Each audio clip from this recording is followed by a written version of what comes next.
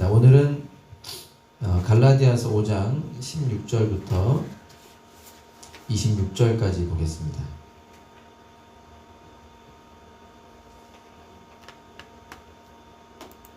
갈라디아서 5장 16절부터 26절까지 갈라디아서 5장 16절부터 26절까지 제가 한 절, 여러분들이 한 절 이렇게 읽겠습니다.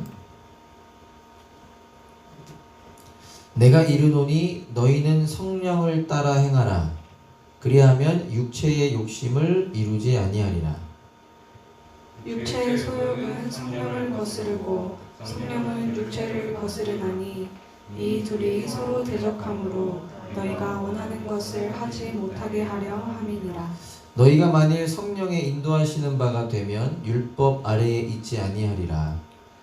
육체의 일은 분명하니 곧 음행과 더러운 것과 호색과 우상 숭배와 주술과 원수 맺는 것과 분쟁과 시기와 분냄과 당짓는 것과 분열함과 이단과 투기와 술 취함과 방탕함과 또 그와 같은 것들이라. 전에 너희에게 경계한 것 같이 경계하노니 이런 일을 하는 자들은 하나님의 나라를 유업으로 받지 못할 것이요. 오직 성령의 열매는 사랑과 희락과 화평과 오래 참음과 자비와 양선과 충성과 온유와 절제니 이 같은 것을 금지할 법이 없느니라. 그리스도 예수의 사람들은 육체와 함께 그 정욕과 탐심을 십자가에 못 박았느니라. 만일 우리가 성령으로 살면 또한 성령으로 행할지니 헛된 영광을 구하여 서로 노엽게 하거나 서로 투기하지 말지니라. 아멘. 여러분, 코로나 참 쉽게 해결되지 않는 것 같습니다. 아주 좋은 상황이었다가 다시 멜번이 5일 동안 락다운 됐고, 모르겠어요. 사람들마다 좀 다양할 수 있겠지만 이미 우리 마음에 이게 5일보다 길어지면 안 될 텐데 라는 걱정도 있습니다. 그래서인지 모르겠는데요. 우리 오늘 예배 준비팀 중에 한 지체는 평상시에 얼마나 걸리는 거리예요? 내가 보통 그냥 30-40분이면 오는 거리를 1시간 50분 걸렸습니다. 올 때 1시간 50분. 전생 오늘 원래는 40분 오는 거리를 1시간 20분 걸려요.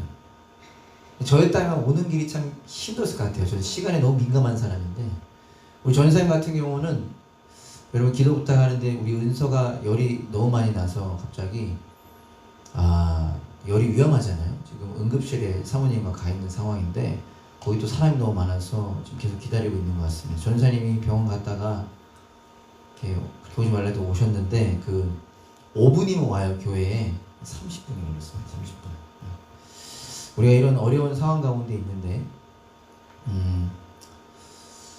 우리 한 사람 한 사람 우리를 사랑하시고 우리와 함께 하시며 우리를 신이 이끌어 가시는, 신실하게 이끌어 가시는 그 주님을 깊이 경험하기를 소망합니다. 제가 오늘 다시 어떻게 보면 오랜만에 핸드폰만 보면서 또 설교를 이렇게 앞에만 보면 설교하려니까 또 어색한데, 여러분 이 시간 우리가 소수, 모르겠어요. 다수일 수도 있지만 소수가 금요 예배를 드리더라도 또 각자 집에서 혼자 여러 방해 가운데 예배를 드리더라도 진짜 온전히 주님께 집중하는 저와 여러분들 될 수 있기를 간절히 소망합니다. 예수님께서 사마리아 여인에게 이렇게 말씀하셨습니다.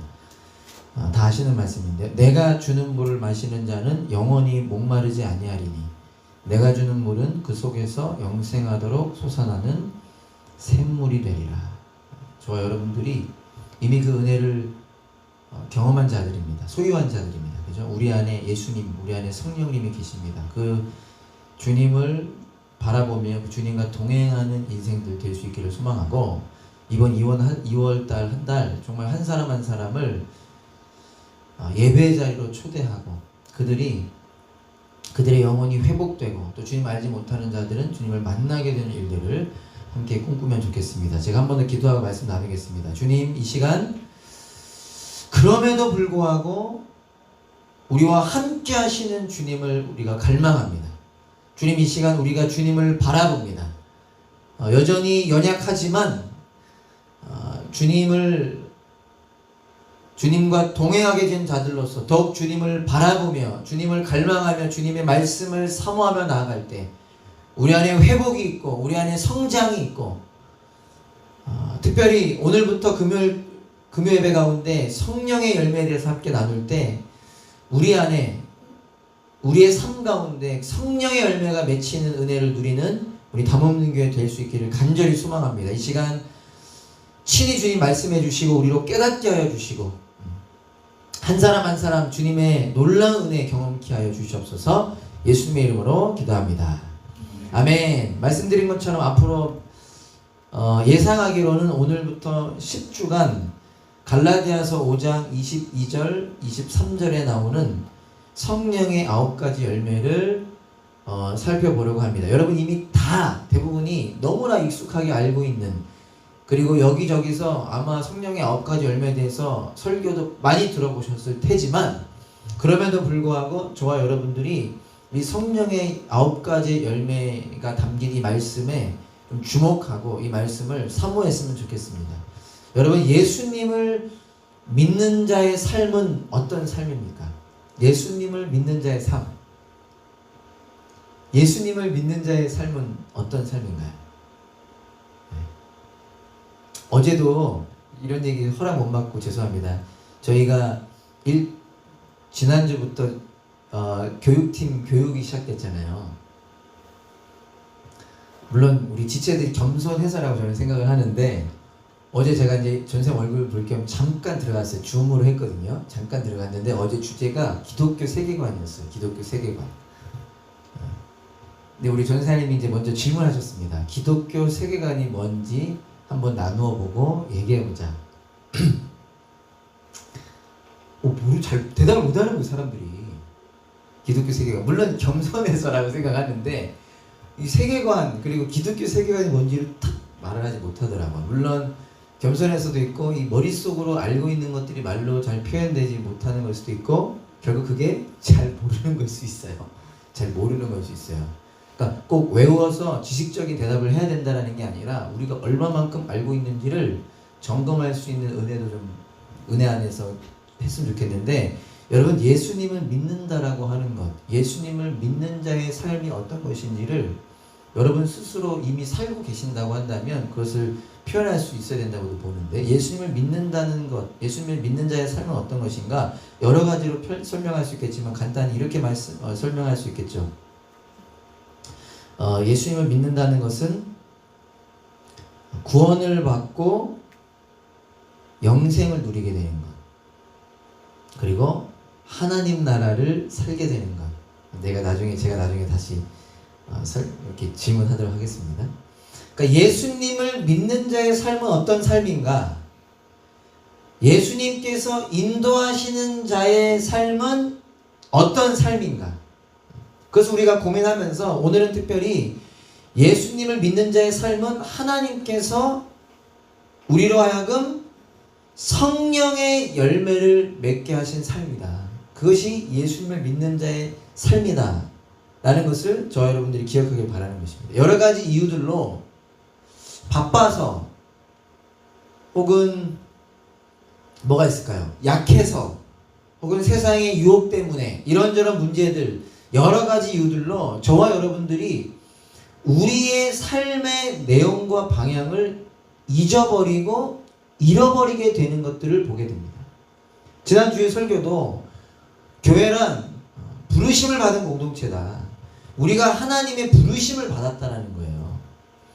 그것이 우리의 삶의 내용이고 삶의 방향이고 삶의 색깔인데 그것을 우리가 이런저런 이유들로 잊어버리고 잃어버리게 된다. 특별히 코로나라고 하는 상황이, 코로나로 더 흔들리고 요동치는 이 세상이라고 하는 상황이 우리의 생각마저도 공격을 한다라는 것이죠. 그래서 오늘부터 이 10주간의 시간을 통해서 저와 여러분들이 우리라고 하는 삶이 어떤 삶인지를 기억하면서 성령의 열매를 누리는 인생이 되기를 소망합니다.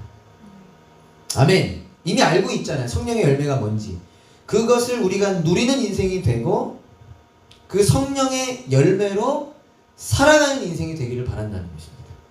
우리가 누릴 뿐만 아니라 우리에게 허락된 이 인생 가운데 다른 누군가와의 관계 속에서 성령의 열매로 살아가는 삶 되기를 소망. 이것이 저희 기도 제목인데요. 그런 우리가 되기를 소망합니다. 오늘 말씀을 통해서 두 가지만 기억하고 살아내기를 바랍니다. 다음 주부터는 이 성령의 열매들을 좀 자세히 함께 나눠보도록 하고, 오늘은 어떻게 보면 인트로라고 할 수 있겠는데, 인트로? 정확한 설명이 모르겠다. 오늘 말씀을 통해서 두 가지를 기억하면 좋겠습니다. 그리고 살아내길 바라는데, 첫 번째, 우리는 열매가 맺히는 존재로 부름받았다라는 것입니다. 한번 우리 이곳에 있는 분들을 선포해보고, 우리는 열매가 맺히는 존재로 부름받았다. 저와 여러분들은 열매가 맺히는 존재로 부름받았다는 거죠. 그것을 기억하자는 거죠. 2021년이 벌써 지금 2월 초반이죠. 저도 지금 정신 집중해야겠는데, 지금 1월은 벌써 가고 2월도 중순으로 가고 있는데, 우리가 기억하길 바랍니다. 우리는 열매가 맺히는 존재로 부름받았다. 조금 전에 여러분들께 질문했던 것처럼 예수님을 믿는다는 것은 무엇입니까? 예수님을 믿는다는 것은 구원을 받고 영생을 누리게 되는 것입니다. 구원을 받고 영생을 누리는 것. 그것을 다른 말로 하나님의 나라를 살게 되는 것이라고 표현할 수 있겠습니다. 근데 이것을 갈라디아서 2장 20절은 뭐라고 표현하고 있느냐? 여러분 한번 성경 펼쳐봅시다. 갈라디아서 2장 20절, 신약성경 304페이지. 예수님을 믿는다는 것은 구원을 받고 영생을 얻게 된 것이다. 하나님의 나라를 살게 된 것이다. 이것을 갈라디아서 2장 20절에서는요, 이 갈라디아서 편지 가운데 이렇게 바울이 선포합니다. 내가 그리스도와 함께 십자가에 못 박혔나니 그런즉 이제는 내가 사는 것이 아니요 오직 내 안에 그리스도께서 사시는 것이라. 무슨 말인지 아시죠? 예수를 믿는다는 건 예수님만 십자가에서 죽으신 것이 아니라 내가 예수님과 함께 십자가에 못 박혔다라는 거예요. 그리고 나서 이제는 예전의 내가 아닌 내 안에 예수님께서 살아가는 삶을 산다는 것입니다. 오직 내 안에 그리스도께서 사시는 것이라. 이제 내가 육체 가운데 사는 것은 나를 사랑하사 나를 위하여 자기 자신을 버리신 하나님의 아들을 믿는 믿음 안에서 사는 것이라. 여기서 예수님을 믿는다는 것을 뭐라고 표현합니까? 새로운 존재가 됐다라는 거예요. 어떤 새로운 존재가 됐느냐? 그런즉 이제는 그리스도 안에서 새로운 피조물이라. 새로운 존재가 됐는데 어떤 새로운 존재가 된 거냐? 새로운 관계를 소유하게 된, 새로운 관계를 맺게 된 존재가 됐다는 거예요. 그 관계로 인한 존재의 변화인 것입니다. 어떤 관계죠? 예수님과의 관계가 생긴 것입니다. 우리가 죄인일 때는, 우리가 외인일 때는 예수님을 모르는 존재였다가 예수님을 믿게 됨으로 인하여 예수님과 관계하게 된, 이제는 내 안에 예수님이 사시는 삶을 살게 된 것, 그것이 예수님을 믿는다라는 것입니다. 예수님과 관계가 있고 예수님께 속하게 된 존재라는 것이죠. 이것을 요한복음 15장 5절에서는 우리의 이해를 돕기 위해서 이렇게 예수님께서 말씀하십니다.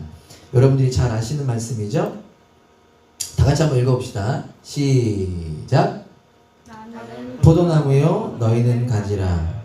그가 내 안에 내가 그 안에 거하면 사람이 열매를 많이 맺나니 나를 떠나서는 너희가 아무것도 할 수 없음이라.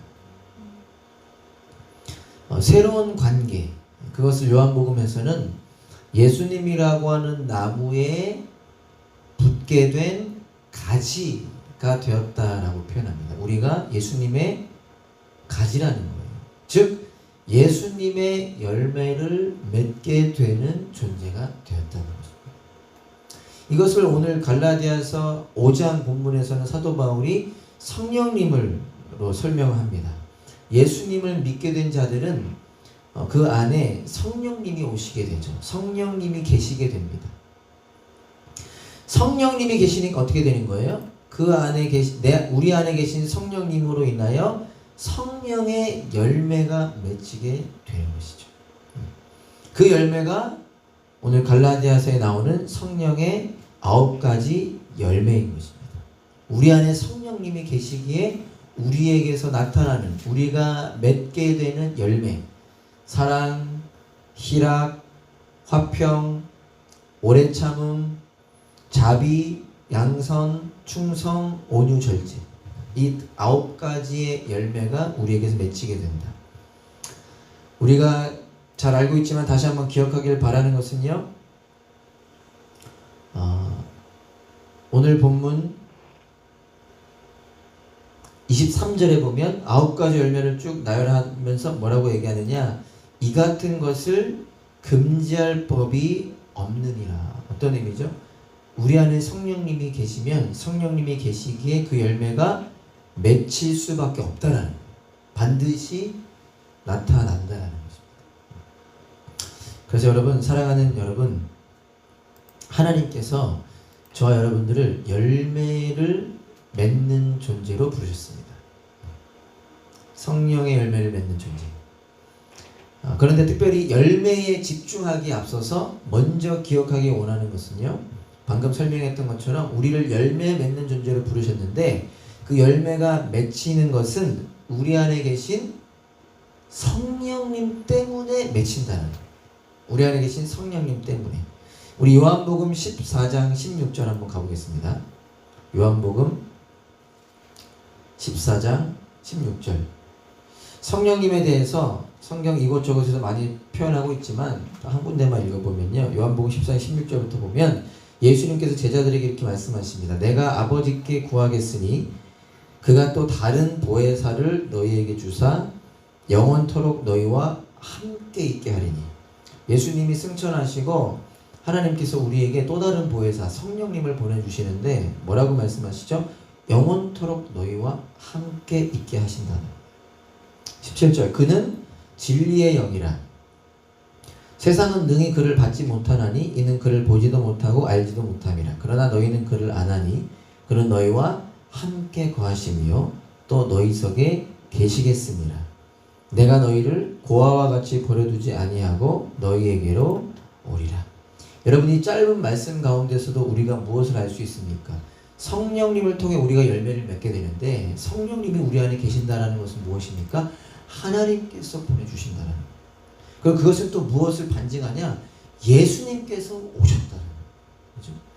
예수님의 십자가와 부활 그리고 승천하신 후에 우리에게 허락되신 성령님, 즉 우리 안에 계신 성령님은 우리에게 무엇을 선포하고 우리에게 무엇을 증거하며 우리로 무엇을 기억하게 하느냐? 우리를 향한 하나님의 사랑을 우리로 하여금 기억하게 하는 증거라는 것입니다. 그러니까 먼저 열매에 집중하기 위해 앞서서 우리가 열매를 맺게 된 존재가 되었다는 것은 하나님의 사랑을 옷 입게 된 존재라는 거예요. 너희가 먼저 나를 사랑한 것이 아니요 내가 너희를 먼저 사랑했노니. 이 세상 그 무엇도 그 누구도 줄 수 없는 사랑을 하나님께서 우리에게 허락하신 증거가 성령의 열매인 것입니다.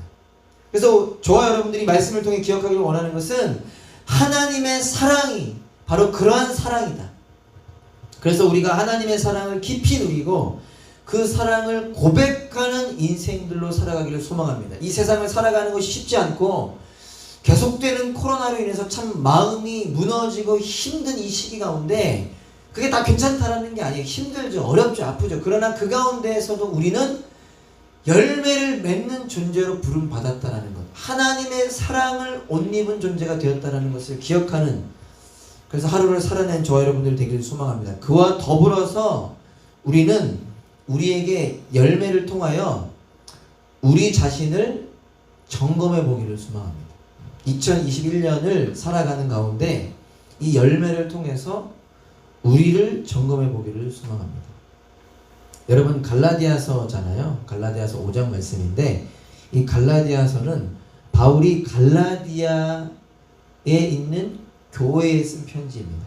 근데 이 갈라디아는 도시가 아니라 지역 이름이라고 이해하시면 되는데 여러 도시가 있는 뭐 더베, 루스드라, 이고니움, 이렇게 바울이 선교 여행을 할 때 돌아다녔던 그 도시들이 있었던 그 큰 지역, 소아시아에 있는 지역이라고 할 수 있는데 갈라디아서가 그 갈라디아 지역에 있는 교회들에게 쓴 편지라는 거죠. 근데 편지를 왜 썼느냐? 그 당시 갈라디아 교회 성도들이 잘못된 가르침, 유대주의자들이라고 할 수 있는 존재로부터 잘못된 가르침의 영향을 받았고, 그 잘못된 가르침으로 그들의 믿음이, 그들의 중심이, 그 복음의 순수함이 흔들리기 시작했다라는 이야기를 듣게 됐기 때문입니다. 그 당시 유대주의자들이라고 할 수 있는 사람들이 이 갈라디아 교회 성도들에게 했던 이 교육의 내용을 바울은 뭐라고 표현하냐면 다른 복음이다 라고 표현을 해요. 다른 복음. 그러니까 왜 다른 복음이냐? 복음의 내용은 뭐죠? 은혜로만, 믿음으로만 구원을 받는다라는 것인데, 그 당시 갈라디아 교회 성도들이 영향받았던 주위에 있는 잘못된 가르침을 가르친 사람들은 무엇을 가르쳤느냐? 믿음으로만, 은혜로만 구원을 받는 게 아니라 할례도 받아야 된다, 율법도 지켜야 된다라는 가르침을 가르친 거죠. 여러분, 이게 가장 근본적인 것, 말도 안 되는 거잖아요. 예수님을 믿음으로만 구원 받는 거잖아요. 그러니까 이 가장 중요하고 근본적인 문제에 흔들린다는 소식을 들었던 바울이 그래서 편지를 쓰는데, 바울은 다른 편지들과 좀 다른 특징 중에 하나가 뭐냐면, 보통 다른 편지를 다 보면 이랬든 저랬든 시작이 칭찬으로 시작을 하는데 갈라디아서에는 칭찬이 없습니다. 칭찬이 없고 처음부터 아주 강하게 호통을 칩니다. 그러면서 말하기를 어떻게 하면 구원을 받느냐? 율법의 행위가 아닌 믿음으로만, 은혜로만 구원을 받는 것이다 라고 선포하고요. 그와 동시에 구원을 받는 사람들은 어떻게 살아야 하는지에 대해서도 이야기합니다. 오직 은혜로만, 믿음으로만 구원을 받는다와 동시에 구원을 받는 사람은 어떻게 살아야 하는지에 대해서도 선포한 이유가 무엇일까요? 그 당시에 사람들이 이 신앙의 이원화, 그러니까 신앙과 삶이 일치하지 않는 모습들이 많았기 때문이에요. 예수님을 믿는다고 말하지만 예수님을 믿는 자다운 삶을 살지 않는, 세상에서는 세상의 방법을 따르려 하는 육체의 욕심의 노예가 되어 살아가려고 하는 모습을 들었기 때문에 바울이 그것에 대해서도 이야기를 하는 것이죠. 마태복음 7장 15절에 가보면요, 예수님께서 이렇게 말씀하십니다. 7장 15절부터 20절까지 제가 한번 읽어보겠습니다. 거짓 선지자들을 삼가라. 양의 옷을 입고 너희에게 나아오나 속에는 노략질하는 일이라. 그들의 열매로 그들을 알지니 가시나무에서 포도를 또는 엉겅퀴에서 무화과를 따겠느냐. 이와 같이 좋은 나무마다 아름다운 열매를 맺고 못된 나무가 나쁜 열매를 맺나니 좋은 나무가 나쁜 열매를 맺을 수 없고 못된 나무가 아름다운 열매를 맺을 수 없느니라. 아름다운 열매를 맺지 아니하는 나무마다 찍혀 불에 던져지느니라. 그러므로 그들의 열매로 그들을 알리라. 여러분, 예수님께서 그들의 열매로 그들을 알 수 있다고 말씀하십니다. 바울도 구원을 받은 사람들은 어떻게 살아가야 하는지, 그 삶이 오늘 저와 여러분들의 이 본문의 관점으로 말한다면 열매를 맺게 되는 삶을 살게 된다는 것입니다. 우리 안에 성령님이 계시면 성령의 열매를 맺게 된다는 거예요. 사과나무에서는 사과 열매가 맺히고 배나무에서는 배 열매가 맺히듯이 저와 여러분들의 삶에서는 예수님의 열매, 성령님의 열매가 맺히게 된다는 것입니다.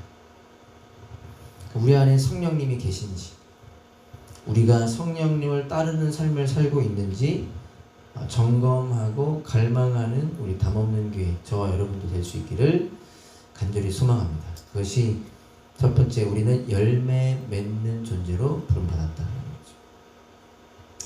두 번째, 기억하길 바라는 것은요, 열매를 맺어야 한다라는 것입니다. 한번 따라해볼까요? 열매를 맺어야 한다. 네, 첫 번째는 열매를 맺는 존재로 부름받았다. 두 번째로 열매를 맺어야 한다. 여러분 열매를 맺어야 한다. 열매를 맺자. 이것이 우리의 능력과 우리의 힘과 실력으로 열매를 맺을 수 있다 없다? 없다. 그죠? 우리의 실력으로는 열매를 맺을 수는 없습니다. 그러니까 열매를 맺자. 열매를 맺어야 한다. 우리의 실력으로 열매를 맺을 수 있다라는 의미가 아니라, 그죠? 열매는 맺힌다. 좀 전에 얘기했죠. 열매는 맺히는 것입니다. 성령님 때문에 우리 안에 계신 성령님으로 인해 맺히는 것이 열매입니다. 그렇다면 열매를 맺어야 한다. 열매를 맺자라는 말의 의미는 무엇이냐? 성령님을 따라 행하자는 거예요. 성령님을 따르자는 것입니다. 우리 안에 계신 성령님으로 인해서 열매가 맺히는 것인데 그 우리 안에 계신 성령님을 따르자는 거예요. 따라 행하자는 것입니다. 오늘 본문 16절 17절을 다시 한번 읽어보겠습니다. 바울이 선포합니다. 내가 이르노니 너희는 성령을 따라 행하라. 그리하면 육체의 욕심을 이루지 아니하리라. 육체의 소욕은 성령을 거스르고 성령은 육체를 거스르나니 이 둘이 서로 대적하므로 너희가 원하는 것을 하지 못하게 하려 함이니라. 여러분 이 말씀의 내용이 무엇입니까? 핵심이 무엇입니까? 예수님을 믿는 사람에게 내면의 충돌이 있다는 거예요. 여기 나오잖아요. 육체의 소욕은 성령을 거스르고 성령은 육체를 거스르고 우리 안에 예수님을 믿게 된 우리 안에 싸움이 있다는 거예요. 부딪힘이 있다는 것입니다. 충돌이 있다는 것입니다. 예수님을 믿는 사람도 물론 사람의 성숙도에 따라 좀 다를 수는 있겠지만 그럼에도 불구하고 그 누구도 제한 없이 육체의 욕심으로부터 자유한 사람은 없다라는 거예요. 반드시 싸움이 있다라는 거죠. 여기서 잠깐 하나 언급하기를 원하는데 여러분 육체의 욕심 여기서 육체가 뭘까요? 며칠 전에 누가 저에게도 질문했거든요. 여기서 육체가 뭘까요? 뭐 그냥 이렇게 지나갈 수도 있겠지만 여기서 이 육체를 말하는 겁니까? 지금 바울이 말하는 육체의 욕심, 육체의 소욕에서의 육체는 뭐냐면 간단하게만 이야기하면 하나님께서 떠나신 상태가 육신입니다. 하나님의 형상으로 아담과 하와가 지음받았잖아요. 근데 죄를 범함으로 선악과 열매를 따먹음으로 창세기에서 뭐라고 선포되느냐? 하나님의 영이 떠났다. 하나님의 영이 떠났다. 그 상태가 육체. 다르게 표현하면 자기 자신이 주인이 되어 살아가는 상태. 그러니까 오늘날로 말하면 모두가 자기 자신이 주인 되어 살아가잖아요. 하나님을 모르는 상태. 죄가 뭔지도 모르는 상태. 자기 마음대로 살아가는 상태를 성경에서는 대부분 육신이라고 이야기합니다. 그러니까 죄인인 우리는 원래 육체의 본성, 육체의 욕심을 따라 살아갔어요. 그런데 하나님의 은혜로 구원을 받게 됐습니다. 십자가와 부활의 은혜로 구원을 받게 되었습니다. 구원을 받을 때 어떻게 되죠? 성령님이 우리 안에 오시잖아요. 성령님이 우리 안에 오심으로 그가 와서 죄에 대하여, 의에 대하여, 세상에 대하여 우리로 하여금 깨닫게 하시는 거잖아요.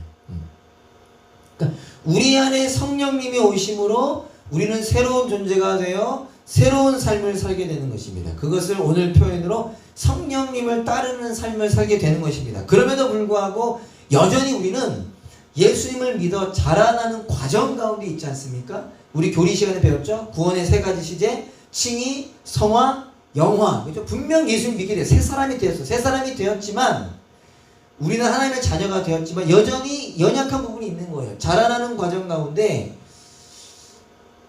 우리는 여전히 연약함이 있습니다. 죄와 싸울 수밖에 없는 존재라는 거예요. 사단의 공격, 죄의 유혹과 공격이 있다라는 것입니다. 그러나 그 죄에 지배당하고, 그죠? 그 죄에 무너지는 사람이 아니라 죄와 싸워서 승리할 수 있는 존재로 되었다라는 것이죠. 그래서 오늘 바울은 뭐라고 얘기하냐면 내 안에 치열한 싸움이 있다라는 거예요. 분명히 성령님이 오셔서 새로운 사람이 되어서 성령님을 따르고자 하지만 여전히 죄의 유혹, 죄의 공격이 있기 때문에 그 둘의 싸움이 우리 안에 있다라는 것입니다. 이것을 로마서에서 좀 더 자세히 이야기하는데 여러분들 위해서 제가 한번 읽어보겠습니다. 로마서 7장 18절부터 23절까지만 제가 읽어보겠습니다. 바울이 좀 자세히 설명하죠. 이제는 그것을 행하는 자가 내가 아니요. 로마서 7장 8절, 로마서 7장 18절, 성경 248페이지. 지금 갈라디아에서 이야기한 육체의 소욕과 성령님의 그 싸움을 오늘 설명하는데, 로마서에서 다시 설명하는데, 로마서 7장 18절부터 보면 내 속 곧 내 육신에 선한 것이 거하지 아니하는 줄을 아노니 원함은 내게 있으나 선을 행하는 것은 없노라. 내가 원하는 바 선은 행하지 아니하고 도리어 원하지 아니하는 바 악을 행하는도다. 만일 내가 원하지 아니하는 그것을 하면 이를 행하는 자는 내가 아니요 내 속에 거하는 죄니라. 그러므로 내가 한 법을 깨달았노니 곧 선을 행하기 원하는 나에게 악이 함께 있는 것이로다. 내 속사람으로는 하나님의 법을 즐거워하되 내 지체 속에서 한 다른 법이 내 마음의 법과 싸워 내 지체 속에 있는 죄의 법으로 나를 사로잡는 것을 보는도다. 이게 여러분 바울의 고백입니다. 바울, 그 위대한 바울이 말하기를 분명 새로운 존재가 되었지만 주님을 사랑하고 주님을 따르고 싶은 존재가 되었지만 여전히 내 안에 죄성이 있어서 그 둘의 싸움 가운데 있는 존재라는 것이죠. 여러분, 자신이 주인되어 살아갈 때는 아무렇지도 않습니다. 여러분들의 과거를 생각해 보시면요, 내가 주인되어 살아갈 때는요 아무런 어려움이 없어요. 그런데 성령님이 계시고 성령님의 간섭을 내가 누리게 되니까 어떻게 되는 거예요? 성령님을 따라 살게 되니까 우리 안에 이런 충돌과 싸움이 있는 것입니다. 여러분들 안에 그런 충돌과 싸움이 있으시죠? 그러니까 여러분들은 예수님을 믿게 된 그것이 증거입니다. 그 고통스럽지만 예수님 믿게 된 증거라는 것이죠. 문제는 뭐냐면 오늘 기억하길 바라는 것은 많은 사람들이 이 싸움을 간과할 수 있다. 예수님을 믿는 우리에게 이 내적인 싸움이 분명히 존재하는데 우리가 많은 경우 이 싸움을 간과할 수 있다는 것입니다. 혹은 이 싸움을 포기하고자 할 수 있다. 나아가서 이 싸움을 망각할 수 있다는 것입니다. 망각할 수 있다. 그래서 바울은 선포하는 것입니다. 갈라디아 교회의 성도들에게 쓰는 편지잖아요. 성령님을 소유하게 된 자들에게 쓴 편지 아닙니까? 근데 그들에게 말하기를 그 성령을 따라 행하라 라고 선포합니다. 성령님께서 우리의 삶을 이끌어 가십니다. 주님이 우리의 삶을 이끌어 가세요. 우리의 삶을 완성시키실 것입니다. 그러나 동시에 우리에게 계속해서 무엇을 선포하느냐?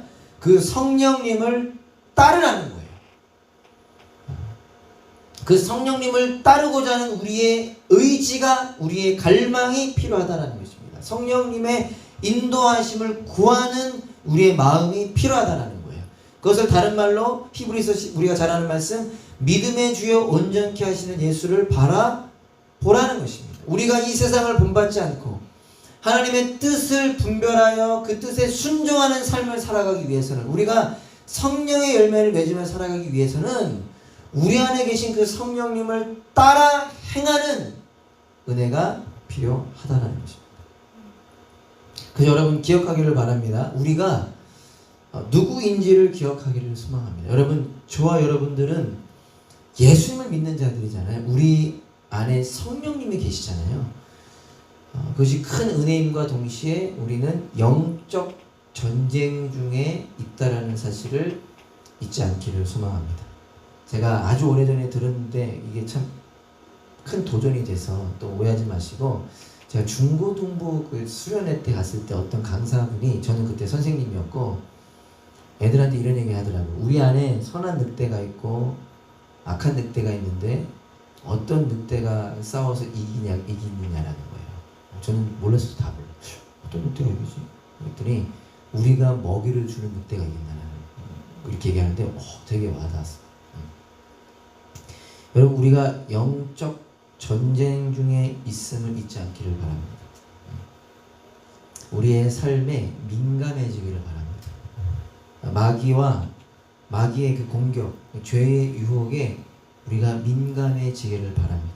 여러분, 하나님의 나라를 살아가는 것은 새로운 삶을 살게 된, 기쁨을 살게 된 것이지만 동시에 새로운 어려움도 존재합니다. 그러나 기존에 우리가 알던 어려움과는 다르죠. 그런 어려움은 아니죠. 기쁨의 어려움이라고 표현할 수 있겠습니다. 기쁨의 어려움도 존재합니다. 그러나 우리가 성령님을 따르고자 할 때 우리는 이미 허락된 승리를 경험할 것이고 그 은혜를 다른 이들에게 나눌 수 있는 삶을 살게 될 줄로 믿습니다. 앞으로 성령의 9가지 열매를 나눌 텐데요. 그 은혜를 먼저 누리는 저와 여러분 되기를 소망합니다.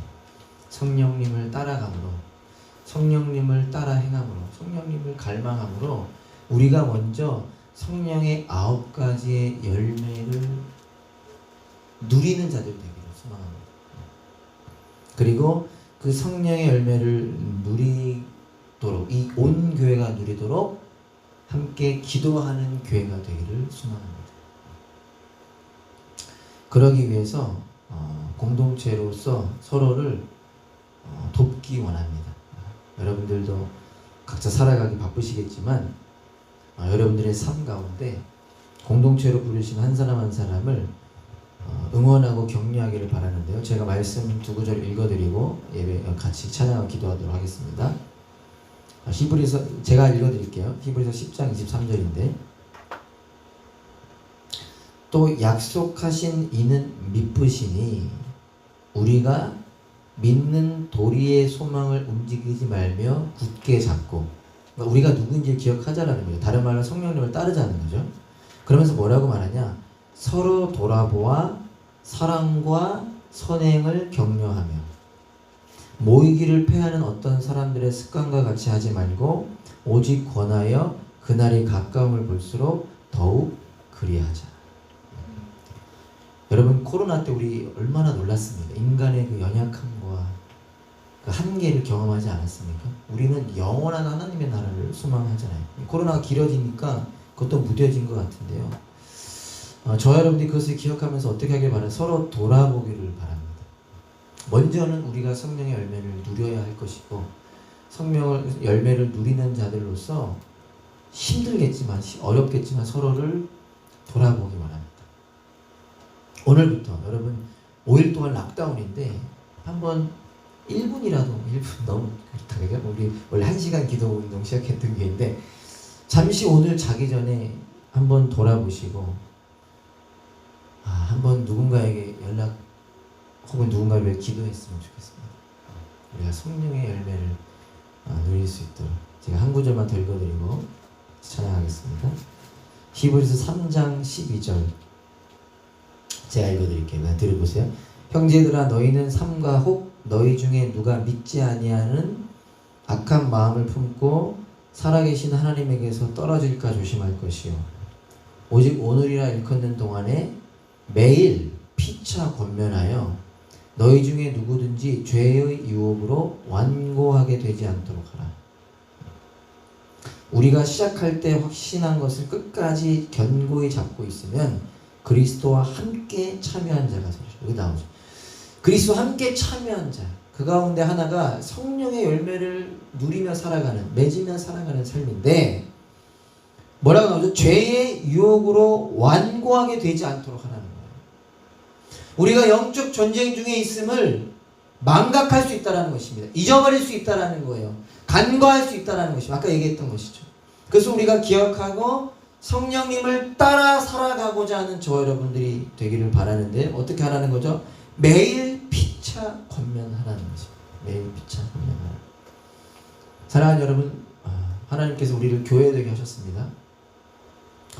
서로를 돌아보고 서로를 응원하고 격려하면 좋겠습니다. 그리고 함께 성령의 열매를 누리며 살아가는 저와 여러분 될 수 있기를 간절히 소망합니다. 함께 찬양하고 기도하겠습니다.